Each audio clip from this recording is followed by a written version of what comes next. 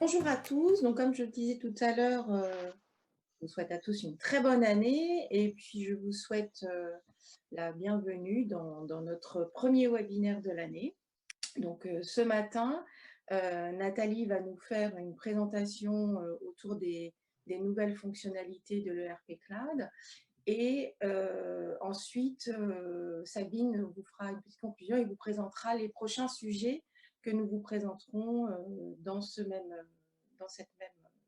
configuration de la communauté Finance Cloud. Nathalie, c'est à toi. Oui, bonjour à tous.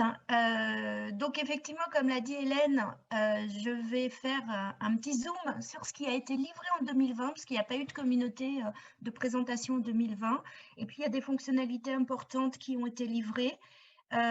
Et ensuite, je vous présenterai la roadmap qui nous a été communiquée par le Product Development sur la partie ERP Cloud, finance et achat. Sur la session, on aura une session dédiée à toute la partie EPM prochainement.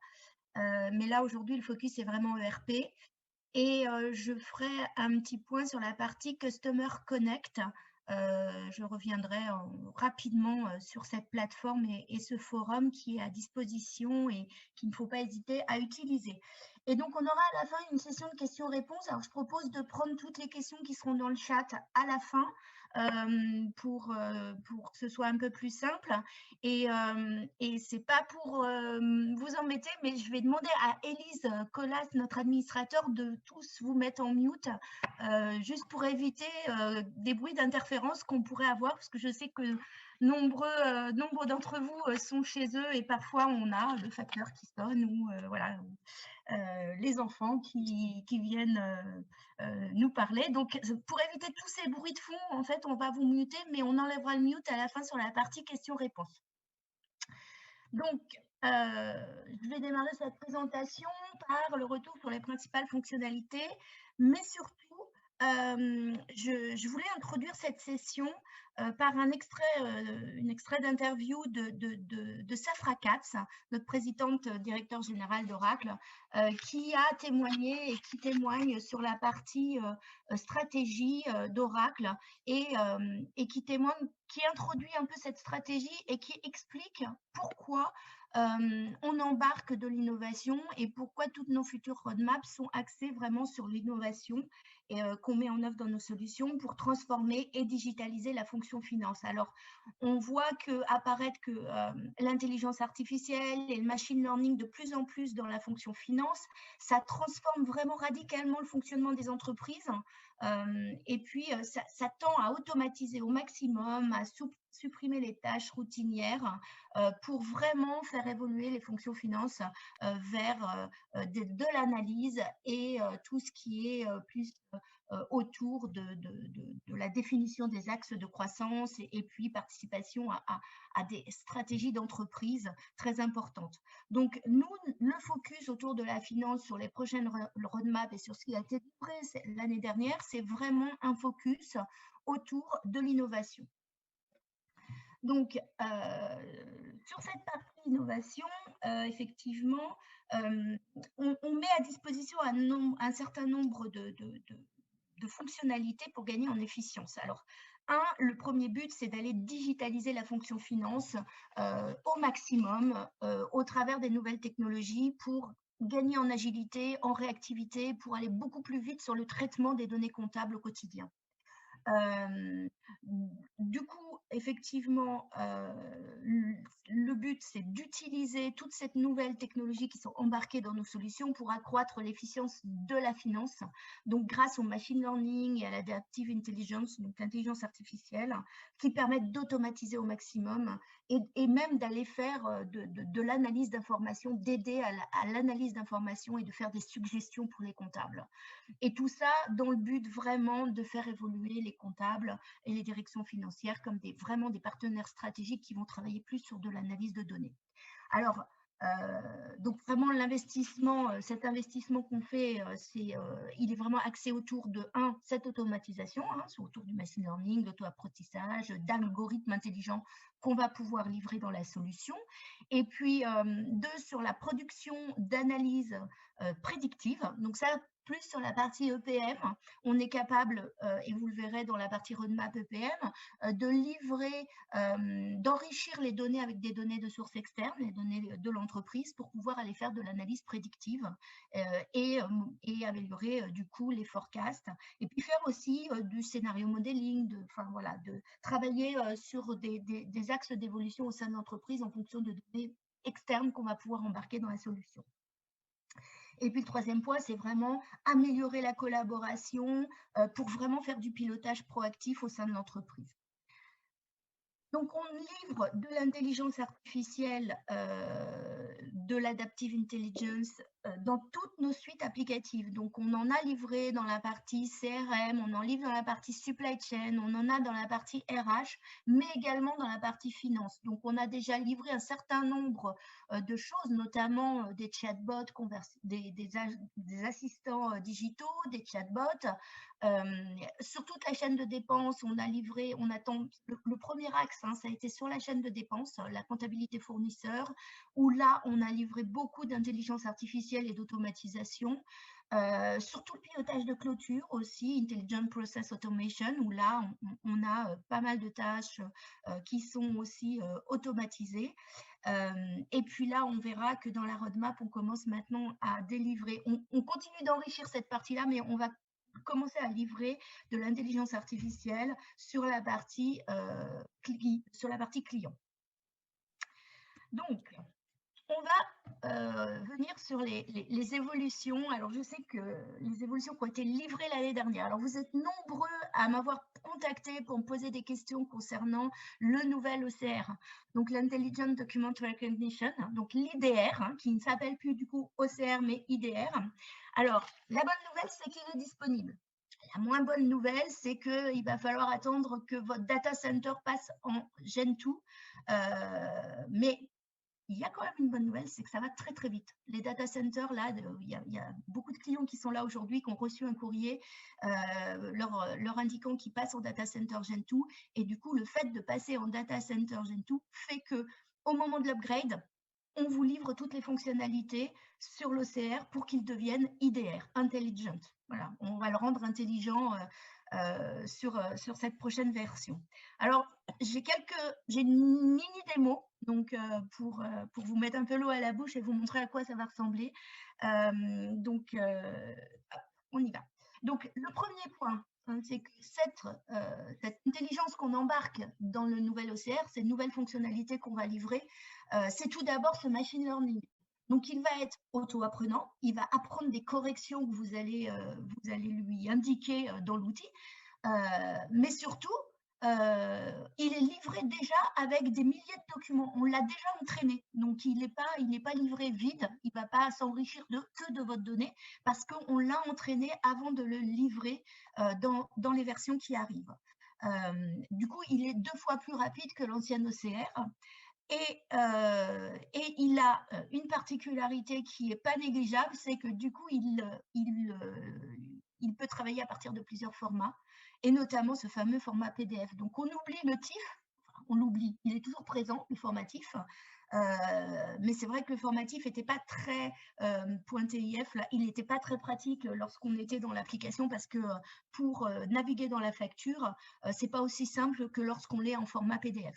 Donc là, aujourd'hui, il travaille à partir de Word, il travaille à partir de JPEG, de Ping, mais aussi de PDF.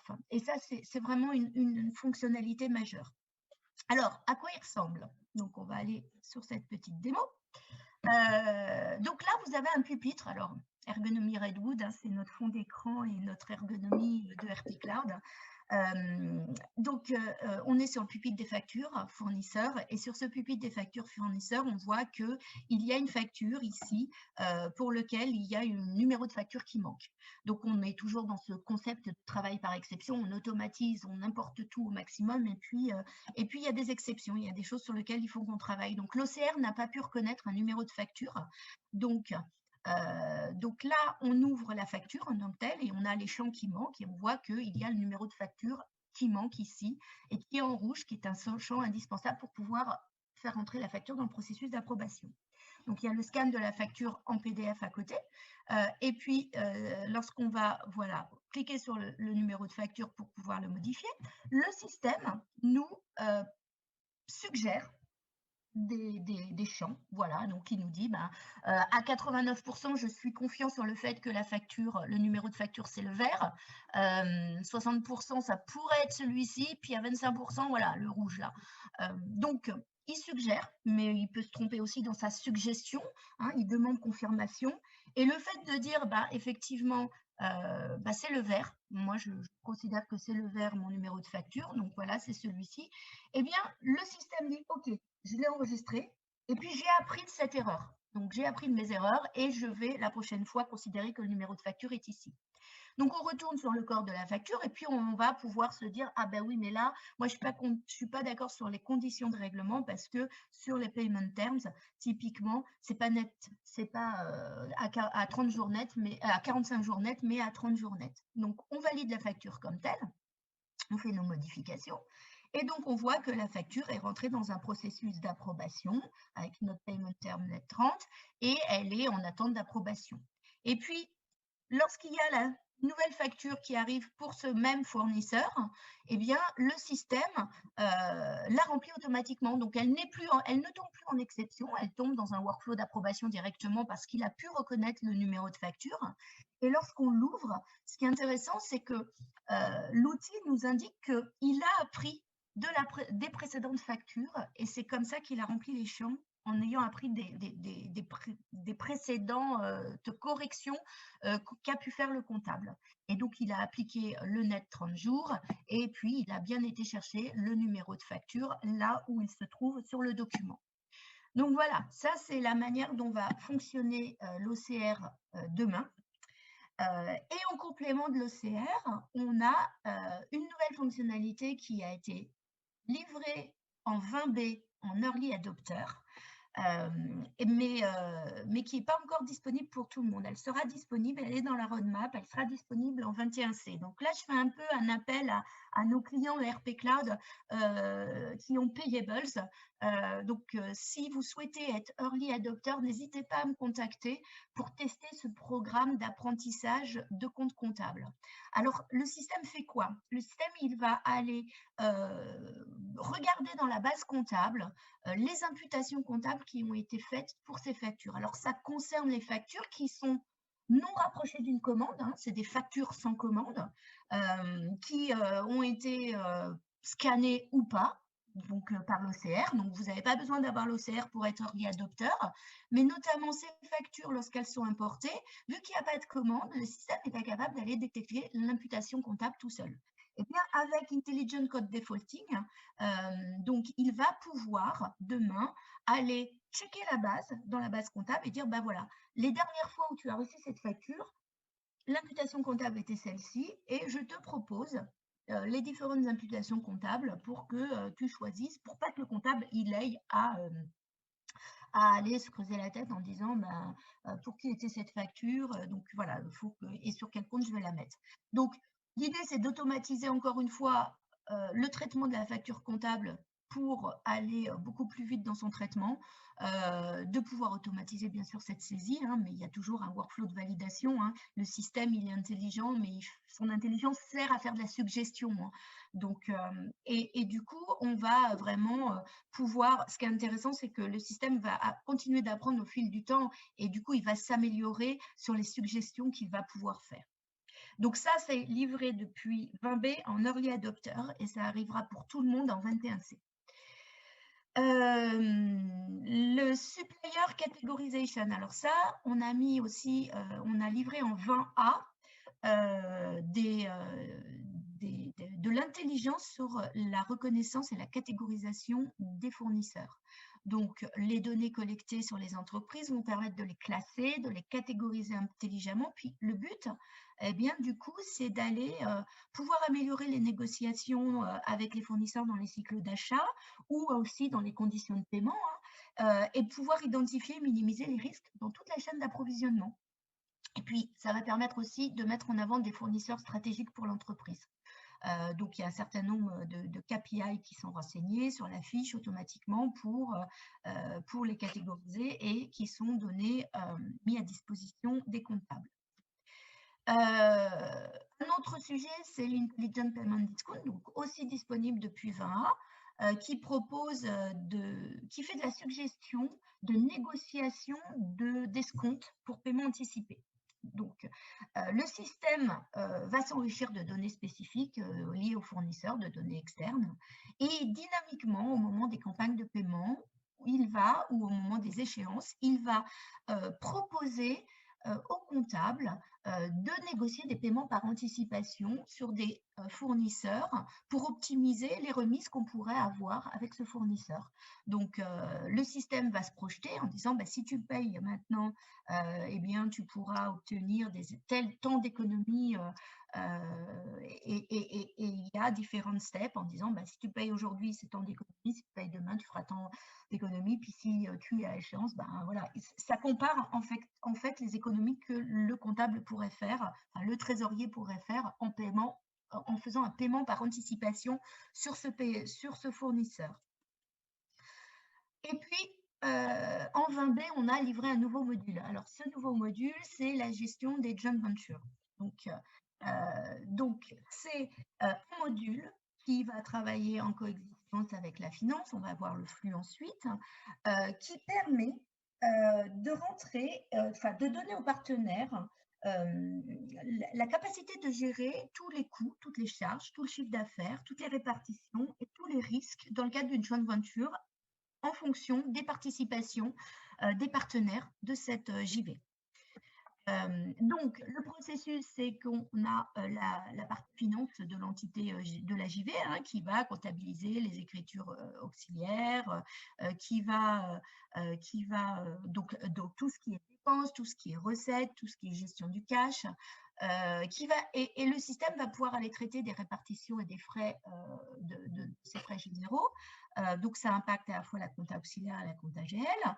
Et puis, quand ça arrive dans le module JV, en fonction du calcul de répartition des montants, des participations par partenaire qu'on a rentrées dans la JV, des contrats qu'on a rentrés, le système va aller éclater ces transactions en fonction de ce pourcentage de répartition et il va aller calculer les répartitions. Alors, ce qui est important, c'est qu'il fait toute la répartition, mais il fait aussi tout le reporting financier et il génère les factures pour les transactions qui vont être réparties. Donc, c'est tout un processus automatisé de bout en bout sur cette partie JV qui est mis à disposition et qui va permettre d'automatiser, encore une fois, et de sécuriser toute cette répartition autour des partenaires. Et puis, un autre point qui a été livré et dont on parle peu, c'est la partie gestion des contrats de location IFRS 16. Alors, on a livré depuis un petit moment maintenant sur cette partie IFRS 16 un module, des fonctionnalités dans Asset Management qui permettent de gérer les contrats de location, donc le retraitement des contrats de location en immobilisation pour respecter cette norme IFRS. Et donc ça, c'est dans la partie Asset Management. Oups, je suis allée un peu trop vite. Dans notre offre aujourd'hui sur notre plateforme cloud, il y a deux manières de gérer l'IFRS 16. Il y a la partie ERP Cloud qui permet de le gérer lorsque vous avez la finance, mais vous pouvez aussi utiliser le module PBCS parce que PBCS, on a livré un package clé en main dans PBCS pour faire le recalcul de tous les contrats de location et de tous les engagements liés au contrat de location et donc le calcul de l'endettement, l'amortissement, enfin la valeur pour l'immobilisation, la valeur pour l'amortissement. Donc tout ça peut être fait soit dans PBCS, soit dans Asset Management. Donc ce qui est important, c'est que cette fonctionnalité aujourd'hui, à partir de la 20A, elle a été enrichie. Donc, elle a été enrichie parce qu'on a maintenant, on va gérer tous les contrats de crédit beau ou les contrats de location dans Asset Management. Et donc, on a ouvert des web services, donc on peut créer ces contrats manuellement, on peut les importer via des web services qui ont été ouverts et des API qui ont été ouvertes. Et puis, on va pouvoir modifier, enrichir des baux, hein, ou un bail, et tout le système va faire le recalcul des augmentations, le réajustement de ces immobilisations et de ces amortissements. Donc, le système va aussi également permettre d'automatiser le paiement. Donc, il va calculer, alors ça, c'est un point qu'on n'avait pas dans la précédente version, c'est qu'il va calculer les augmentations de loyer des contrats de location sur la base des indices à la construction ou des différents indices qui sont contractuels. Donc, le fait de rentrer l'indice, le système va être capable de recalculer automatiquement les augmentations de loyer. Donc, et derrière, d'envoyer les paiements à AP pour traitement. Donc, on va pouvoir automatiser complètement le traitement de la récurrence de ces loyers et puis prendre en compte les augmentations. Donc, derrière, on a un moteur de comptabilisation. Et ce moteur de comptabilisation va permettre de comptabiliser en multinorme. Donc, il y a la partie contrat de location en French GAAP qui reste toujours un compte de classe 6, hein, un compte de charge. Et derrière, lorsqu'on bascule en IFRS, on doit créer une immobilisation à la juste valeur. Donc là, le système il est capable de déterminer la juste valeur et de créer l'immobilisation à l'actif du bilan, d'aller créer la dette, c'est-à-dire d'aller créer automatiquement l'emprunt pour financer cette acquisition d'immobilisation, et puis de générer un calendrier d'amortissement et de générer aussi les intérêts périodiques sur cette dette. Et derrière, en termes de comptabilisation, il va faire toute la comptabilisation dans le livre IFRS, donc amortissement de l'immobilisation, remboursement de la dette, autour de la dette au passif du bilan. Et puis, il y a des rapports d'audit qui sortent et des rapports de publication. Donc, là, on a démarré une phase d'enrichissement pour automatiser vraiment tout ce processus. Donc, on va voir dans la roadmap, il y a encore quelques points qui vont arriver prochainement sur cette partie-là, mais on a déjà pas mal enrichi la partie Asset Management pour l'IFRS 16. Donc, venons-en à la roadmap ERP Cloud. Alors là, j'ai fait un zoom sur ce qui est arrivé. Maintenant, je vais vous parler de ce qui va arriver prochainement. Donc, vous reconnaissez ces documents qui sont publiés par le dev et qui permettent de faire un petit focus sur tout ce qui va arriver. Alors, sur la partie finance et risque management, un premier point important, c'est que certains de nos clients français nous avaient fait un petit reproche sur l'agilité qui était embarquée autour du lettrage GL. Et on a travaillé avec ces clients, on a travaillé avec le product dev pour leur expliquer qu'en France, le lettrage GL avait quelques spécificités.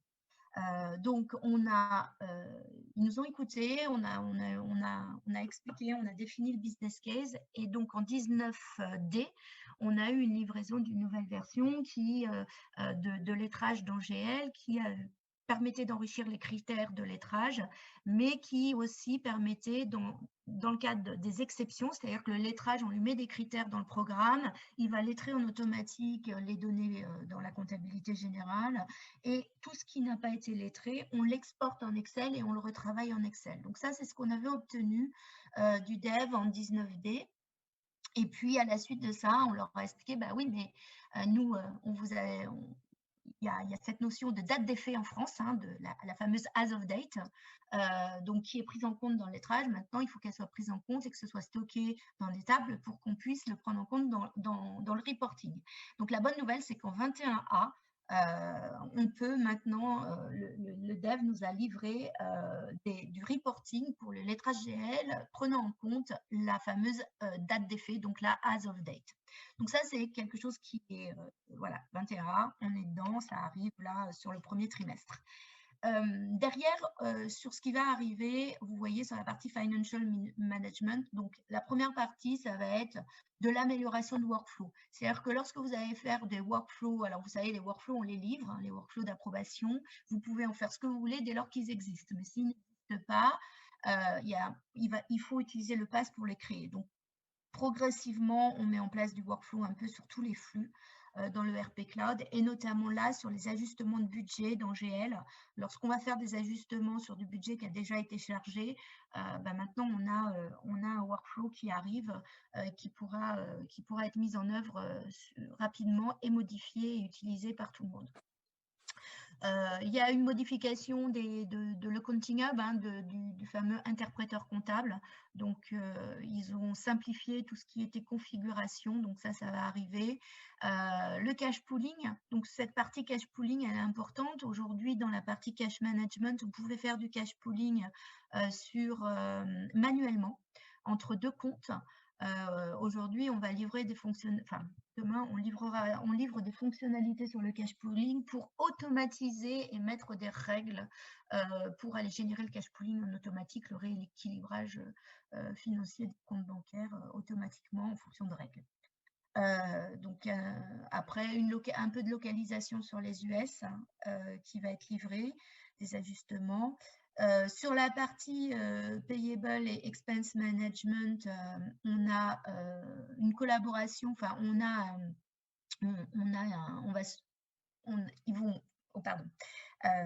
on va pouvoir collaborer au travers de l'outil de collaboration Microsoft Teams pour pouvoir créer de manière conversationnelle directement les notes de frais. Voilà, c'est une extension. Aujourd'hui, on pouvait créer des notes de frais avec la mobilité, avec l'application mobile, en parlant au mobile. Demain, on pourra, à partir de Microsoft Teams, il y aura un connecteur pour pouvoir créer les notes de frais. Ensuite, de l'intégration avec les fournisseurs de voyage pour la partie notes de frais, une détection automatique, donc des algorithmes qui vont aller détecter automatiquement des notes de frais qui pourraient être dupliquées. Il y avait un certain nombre de règles d'audit déjà qui étaient disponibles et qu'on pouvait paramétrer sur les notes de frais. Et là, effectivement, on va les enrichir. Sur la partie notes de frais également, on va enrichir la partie digital assistance, c'est-à-dire qu'on pourra demander soit au chatbot, soit via une box de nous mettre en exergue toutes les notes de frais à l'écran qui nécessitent une attention particulière, qui sont en stand-by parce qu'ils sont en exception, on va dire. Donc voilà, donc on va sur la partie de notes de frais, c'est vraiment d'un point de vue ergonomie, d'un point de vue agent conversationnel, chatbot, qu'il va y avoir des évolutions quand même majoritairement. Sur la partie receivables, on va livrer des API, un web service pour aller pouvoir se connecter avec des portails clients externes.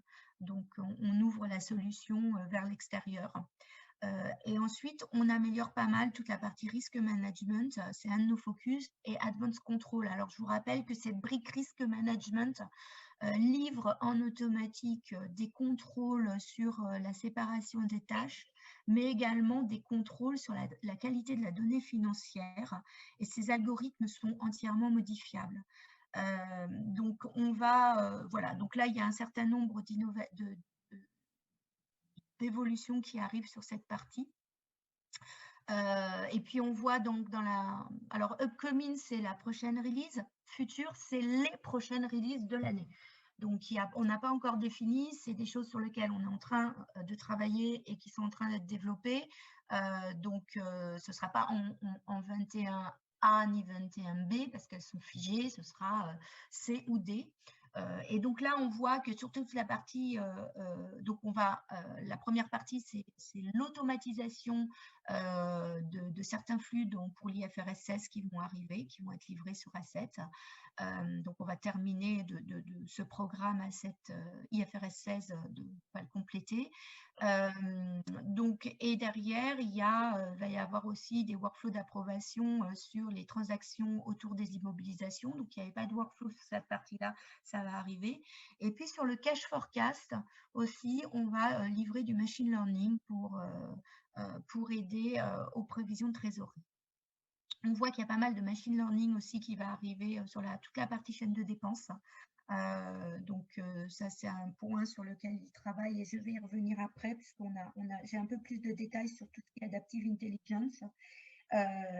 Et puis voilà, donc on voit que la partie receivable commence à intégrer de l'innovation. Donc, c'est ce que je vous disais tout à l'heure en introduction, c'est qu'on en a livré sur le pilotage de clôture, sur toute la chaîne de dépenses. Et maintenant, on commence à embarquer toute cette innovation dans la partie client. Donc, on va faire tout ce process touchless credit review qui va commencer à être tout en automatique avec du machine learning et de l'intelligence artificielle.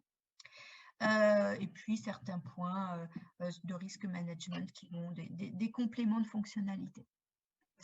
Sur la partie procurement maintenant, sur la partie procurement, il y a aussi pas mal d'évolutions qui arrivent.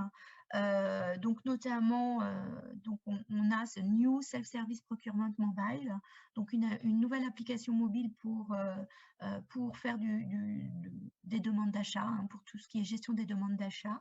On va livrer des workflows d'approbation, on va améliorer les workflows d'approbation un peu partout dans la chaîne d'achat. On va vous livrer la capacité d'aller faire de la présélection dans les cycles de sourcing, de RFP, hein, donc de travailler sur cette partie-là. Sur la partie Qualification Management, Supplier Qualification Management, on va vous livrer des automatisations sur des actions fournisseurs que vous allez vouloir mener pour qualifier les fournisseurs. Donc, toute une automatisation autour de ça. Et puis surtout, on va améliorer la notion de questionnaire fournisseur. Vous savez, lorsque vous qualifiez vos fournisseurs, vous leur envoyez des questionnaires à remplir.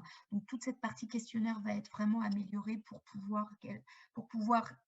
qu'elle soit un peu plus agile à utiliser. Un point important, c'est sur la partie gestion contractuelle des fournisseurs. On va intégrer cette partie contractuelle, collaboration autour des contrats fournisseurs dans le portail fournisseur, puisque ce n'était pas présent aujourd'hui dans cette partie-là. Puis, donc, on va livrer un certain nombre sur l'usage, sur l'interface utilisateur d'évolution, et puis aussi des API, ouvrir un peu le système pour pouvoir avoir des données qui arrivent de sources externes. Un autre point sur lequel on travaille actuellement, c'est pour intégrer sur les achats complexes la partie confirmation du travail, en fait, la réception, comme quoi le travail a bien été fait, en fait, des ordres de service. Derrière, on va aussi automatiser un peu plus la création des smart forms. Alors, vous savez, les smart forms, c'est ces pages qu'on personnalise pour des données, des achats, des demandes d'achat qui sont hors catalogue. Donc là, il va y avoir tout un process d'automatisation pour générer ces créations de smart forms un peu plus facilement. Voilà, donc, et puis une gestion du risque au niveau des fournisseurs. Donc voilà, pas mal, et de l'intelligence artificielle qui va arriver aussi sur la partie gestion contractuelle. Donc derrière, il y a un point important, c'est qu'on a une vraie roadmap, on a toute une équipe qui travaille sur l'intelligence artificielle qui va être livrée au travers de l'ERP. Donc j'ai récupéré cette roadmap pour qu'il y ait un peu plus de détails sur ce vers quoi on tend. Donc l'Intelligent AP Code Combination, on en a parlé tout à l'heure, je vous l'ai présenté. Et puis, on a l'Invoice Line Matching qui va arriver, hein, la génération intelligente, le matching intelligent au niveau ligne de facture avec la commande, hein, pour déterminer ce matching plus facilement. Un audit, au niveau de l'audit des notes de frais, donc on va y venir, on a des fonctionnalités qui arrivent aussi avec de l'IA. Et puis la détection dans AP, donc ça c'est la partie risque management, où on va détecter des anomalies avec des algorithmes dans le système. Et puis on voit que la direction, donc c'est vraiment de partir sur toute la partie client. Donc là, on est donc touchless, l'automatisation de toute la partie gestion du crédit client et des recommandations autour du crédit client accordé au client. toute la partie stratégie autour du module de recouvrement collection va embarquer aussi avec de l'intégration de données sources externes, de l'intelligence artificielle. Donc voilà. Et puis la partie aussi customer MDM, hein, donc qui va permettre d'enrichir et compléter les données et de gérer automatiquement la duplication, enfin le fait qu'on ait des doublons sur les fournisseurs. Donc vraiment la direction maintenant, c'est de mettre un focus sur la partie client pour l'intelligence artificielle. Et puis on va aussi en mettre sur la partie GL, rajouter aussi de l'intelligence et travailler pour faire de la détection aussi de transactions en double ou de transactions erronées dans le système. Donc, si je fais un petit zoom sur ce qui arrive très prochainement, donc prochaine release, donc on a parlé de Intelligence Account Combination Defaulting, le fait que le système soit capable de suggérer automatiquement des imputations comptables à partir de ce qui a été saisi précédemment. Donc ça, on en a largement parlé. On a, par contre, je ne vous ai pas encore parlé, c'est l'Intelligence AP Invoice Line Matching. Donc le système, donc en 21B, on va livrer des algorithmes qui vont permettre, et du machine learning, qui vont permettre d'aller déterminer les numéros de ligne de commande qui peuvent être matchés automatiquement et faire de la suggestion de matching de lignes de commande avec des lignes de facture pour aller un cran plus loin dans l'automatisation des saisies des données de facture fournisseurs. Donc aujourd'hui, vraiment là, on descend à la ligne pour du coup supprimer les traitements manuels de facture et puis aller encore un cran plus vite dans ce traitement et réduire le cycle de traitement de la facture. On a Smart Expense Audit qui arrive en 21B, donc pour les early adopters, donc pour ceux qui ont les notes de frais et qui souhaitent être early adopters aussi, faites-moi signe, je vous mettrai en contact avec le product dev pour travailler sur cette partie-là. Donc l'idée, c'est, enfin, le système va aller travailler avec du machine learning sur tous les justificatifs de dépenses qui sont potentiellement non conformes et sur des valeurs qui seraient complètement aberrantes pour tout ça, pour faire des contrôles dans le système. Donc le système, ça va permettre d'évaluer la non-conformité pour les notes de frais, de travailler un peu sur de la fraude, et puis ça réduit la nécessité de procéder à un audit manuel par échantillonnage qui pourrait être aléatoire, puisqu'on peut paramétrer dans le système des notes de frais de manière aléatoire, des contrôles sur les notes de frais, alors en fonction de certaines règles qu'on peut définir. Mais là, du coup, il n'y a plus d'audit par échantillonnage, puisque le système, lui, va aller checker, regarder les justificatifs de dépenses pour mettre en avant dans la base, sur le pupitre, des dépenses qui potentiellement pourraient être non conformes. Donc, Early Adopter en 21B et livraison en 21C. Autre outil qui va être livré, c'est la détection d'anomalies pour les comptabilités fournisseurs, pour la comptabilité fournisseur. Donc, le système, avec son machine learning, va mettre en évidence des dépenses inhabituelles. Il va aller checker dans la base des dépenses qui arrivent et qui ne sont pas récurrentes, qui ne sont pas liées à des commandes et des erreurs potentielles de saisie ou alors des doublons dans le système. Et tout ça va être mis sur le dashboard, va être suggéré pour contrôle manuel au niveau des comptables. Donc, ça va augmenter les contrôles des transactions, l'automatisation de ce contrôle de transactions, et puis du coup, réduire potentiellement le taux d'erreur qu'on pourrait avoir dans les comptes fournisseurs. Et puis, on travaille vraiment fortement du coup sur tout ce qui est risque financier, risque autour de la fraude financière. Donc voilà, j'en ai terminé pour cette roadmap. Le dernier point que je souhaitais voir avec vous, c'était Customer Connect. Parce que Customer Connect, c'est vraiment une mine d'informations. Je dois avouer que voilà, moi-même, je traîne pas mal sur Customer Connect pour aller découvrir un peu ce que poste le dev sur les prochaines nouveautés, sur ce sur quoi il travaille. Et c'est vraiment un outil collaboratif pour Oracle, mais surtout pour nos clients et nos partenaires. Donc, vous allez pouvoir, donc si, je vous incite vraiment à adhérer à cette communauté, mais je pense que nombre d'entre vous sont déjà inscrits.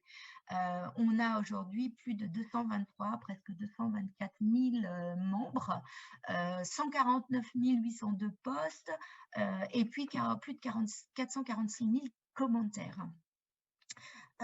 Donc ça, c'est la plateforme Customer Connect sur laquelle vous allez pouvoir participer à des forums. Donc vous avez le point les forums qui sont disponibles, et c'est un forum où vous allez pouvoir poser des questions. Donc poser des questions, et à ces questions, vous allez avoir des réponses qui vont venir de clients. Alors ça peut être poser des questions sur les bonnes pratiques. C'est comment un client gère tel cas. Donc vous êtes dans le retail et vous vous posez des questions autour, par exemple, de l'accrochage de factures, eh bien, vous allez pouvoir, au travers du forum, qui est vraiment un forum international, poser votre question, et vous allez avoir des clients qui vont vous répondre, des partenaires qui vont vous répondre, mais aussi également le dev qui va vous répondre, parce que le dev est en permanence aussi sur cette plateforme pour apporter pas mal de réponses à nos clients. Donc, vous allez pouvoir ouvrir des fils de discussion. Puis, ce qui est important, c'est que avant de créer votre question, vous pouvez déjà aller voir si quelqu'un ne l'a pas créé avant, et tout le fil d'échange qu'il y a eu autour du sujet. Les idées. Alors, la bulle idée, là, elle est super importante.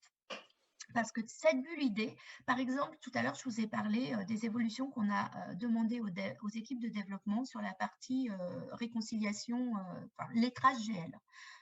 Eh bien, quand on a travaillé sur la spécification de ce besoin, on a posté l'idée directement. Alors, même si je travaillais en direct avec les équipes de développement aux États-Unis, cette idée a été postée sur Customer Connect avec toute la spécification. On a tous nos clients français qui étaient justement, et nos partenaires qui étaient sur ce site connecté à Customer Connect, qui du coup ont liké l'idée et ont justifié que c'était indispensable pour nous en France d'avoir cette évolution. Donc lorsqu'on pose des idées d'évolution, c'est pas quelque chose qu'on lance en l'air, parce que derrière, chacun peut enrichir le business case et peut aller appuyer la demande auprès du dev. Et puis derrière, une fois que les idées ont été postées et qu'elles ont été likées, qu'elles ont été approuvées par le dev, et que du coup on a une évolution qui arrive, eh bien il y a la partie update. La partie update où là, on va trouver toute la documentation sur les prochaines releases, tout ce qui va arriver. Donc, on peut aller directement sur la partie update pour trouver notre documentation et du détail, donc du détail par rapport à ce que je viens de vous expliquer, notamment, excusez-moi. Et il y a quelque chose sur lequel j'attire aussi votre attention, c'est la partie event. Parce qu'on a des vidéos qui sont postées, on a des webinars qui sont postés par le dev, notamment, pour vous expliquer, vous dérouler des flux sur des nouvelles fonctionnalités. Et ça, on a, par exemple, je prends sur la partie flux de factures fournisseurs, on avait pas mal de clients qui posaient des questions sur la manière dont on pouvait, dans le cadre de la digitalisation et des échanges de factures EDI, comment on faisait un acknowledgement, comment on faisait un accusé de réception des factures qu'on a reçues pour les fournisseurs.